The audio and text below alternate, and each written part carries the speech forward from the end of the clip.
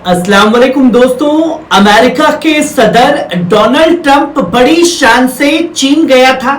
सोचा था बीजिंग जाएगा, शी जिनपिंग से मुलाकात होगी, ईरान पर दबाव बनवाएगा, हुर्मुज स्ट्रेट जो है वो खुलवा देगा और दुनिया को दिखाएगा कि अभी भी दुनिया अमेरिका के इशारों पर चलती है।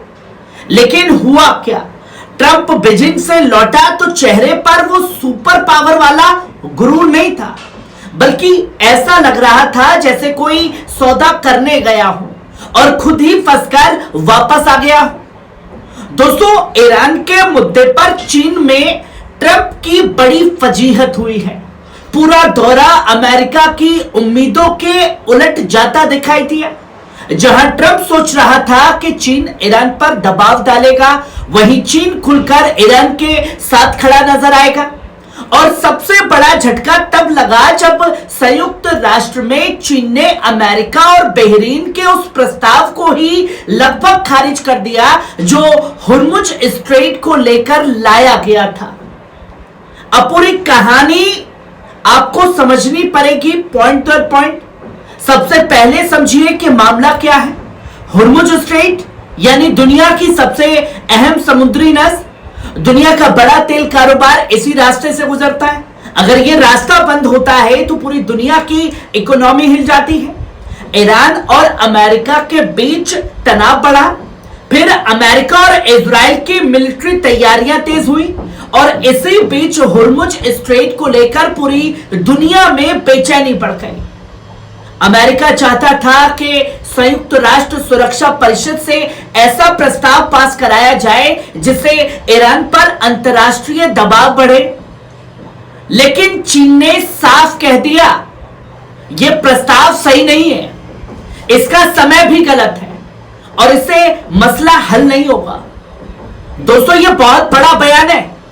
चीन के यूएन एम्बेसडर फू कुंग ने कहा कि इस वक्त जरूरत बातचीत की है, ना कि ऐसे प्रस्तावों की जो हालत को और ज्यादा बिगाड़ दे। और सुनिए दिलचस्प बात, उन्होंने कहा कि अगर फैसला चीन के हाथ में होता तो वो इस प्रस्ताव को वोटिंग में ही नहीं जाने देता। यानी सीधा मैसेज, अमेरिका यहां तुम्हारी नहीं चलेगी। और यही वजह है कि अब खबरें आ रही हैं कि अगर वोटिंग हुई भी तो रूस और चीन दोनों इसे वीटो कर सकते हैं। मतलब ट्रंप चीन गए थे ईरान को घेरने, लेकिन खुद अंतरराष्ट्रीय मंच पर घिरते दिखाई दिए। अब यहां एक और बेहद अहम बात समझिए। ईरान सिर्फ कोई छोटा मुल्क नहीं है दोस्तों। ईरान चीन के लिए स्ट्रेटेजिक पार्टनर है, चीन की बड़ी एनर्जी सप्लाई है, हुर्मुज स्ट्रेट से गुजरती है। अगर वहां जंग बढ़ती है तो चीन की इकोनॉमी भी प्रभावित होगी। यानी चीन कभी नहीं चाहेगा कि अमेरिका इस इलाके को पूरी तरह कंट्रोल कर ले। और यही वजह है कि ट्रंप की सारी कोशिशों के बावजूद चीन ने ईरान के खिलाफ खुलकर लाइन नहीं ली। अब दूसरी तरफ ट्रंप क्या कह रहा है? ट्रंप ने एयरफोर्स वन में पत्रकारों से बात करते हुए कहा, मैंने ईरान की शांति पेशकश देखी, अगर पहला वाक्य पसंद नहीं आता तो मैं फेंक देता हूं।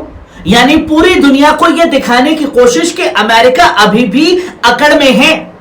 लेकिन सवाल यह है कि अगर अमेरिका इतना मजबूत है तो फिर ट्रंप बार बार चीन से ईरान पर बात क्यों कर रहा है?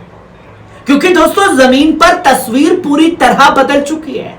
ईरान झुक नहीं रहा, चीन पीछे नहीं हट रहा है, रूस पहले से ईरान के साथ है और अमेरिका को समझ आ गया है कि मिडिल ईस्ट अब पहले जैसा नहीं रहा। इसलिए ईरान के सुप्रीम लीडर के सलाहकार मेजर जनरल मोहसिन रजाई ने बड़ा बयान दिया।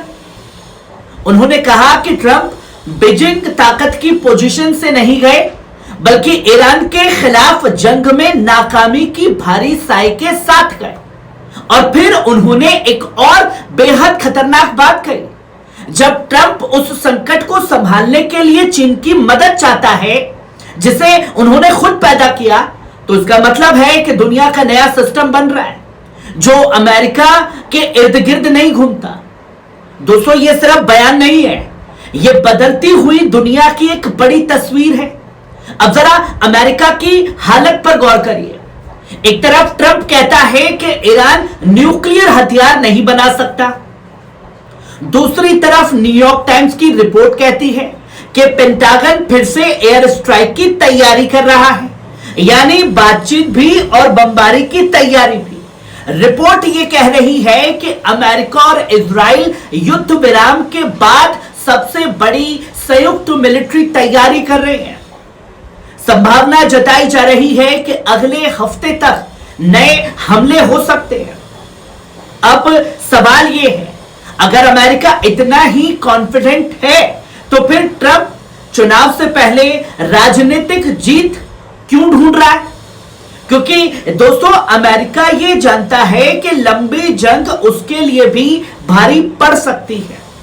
तेल महंगा होगा, इलेक्शन उसके प्रभावित होंगे, अमेरिकी जनता नाराज होगी और अगर होर्मुज स्ट्रेट पूरी तरह बंद हुआ तो दुनिया की सप्लाई चेन हिल जाएगी। यानी ट्रंप एक ऐसे खेल में फंस चुका है जहां हर चाल उल्टी पड़ती हुई दिखाई दे रही है। अब चीन और अमेरिका के बीच हुई बातचीत का दूसरा हिस्सा भी समझिए। ट्रंप ने साफ तौर पर कहा कि उन्होंने शी जिनपिंग से ताइवान पर भी बात की। शी जिनपिंग ने साफ कहा कि ताइवान का आजादी वाला रास्ता चीन को मंजूर नहीं, यानी चीन ने अमेरिका को एक तरह से चेतावनी भी दे दी। मतलब एक तरफ ईरान, दूसरी तरफ ताइवान और दोनों जगह अमेरिका को चीन से टक्कर मिल रही है। दोस्तों ये वही चीन है जिसे कभी अमेरिका सिर्फ फैक्ट्री समझता था। आज वही चीन संयुक्त राष्ट्र में अमेरिका की लाइन को रोक रहा है, ईरान के साथ खड़ा है और ताइवान पर भी सख्त संदेश डोनाल्ड ट्रंप को दे रहा है।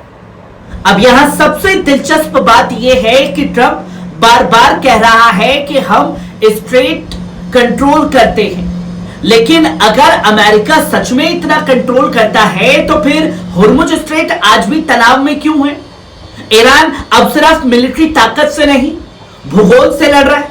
उसके पास वो लोकेशन है जो दुनिया की नस पर बैठी हुई है और यही वजह है कि अमेरिका चाहकर भी सीधे फैसले नहीं ले पा रहा।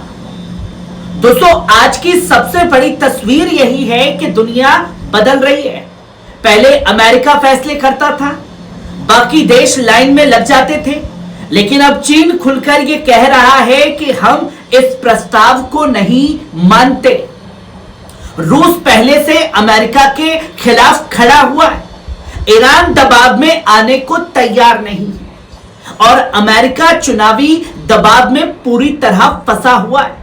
यानी ट्रंप चीन गया था डील मेकर बनकर, लेकिन लौटा डैमेज कंट्रोल कर और यही वजह है कि दुनिया भर में एक्सपर्ट्स अब ये कह रहे हैं कि अमेरिका की यूनिपोलर ताकत धीरे धीरे कमजोर हो रही है और एक नई मल्टीपोलर दुनिया बन रही है जहां बीजिंग, मॉस्को, तेहरान मिलकर वॉशिंगटन को लगातार चुनौती देने का काम कर रहे हैं।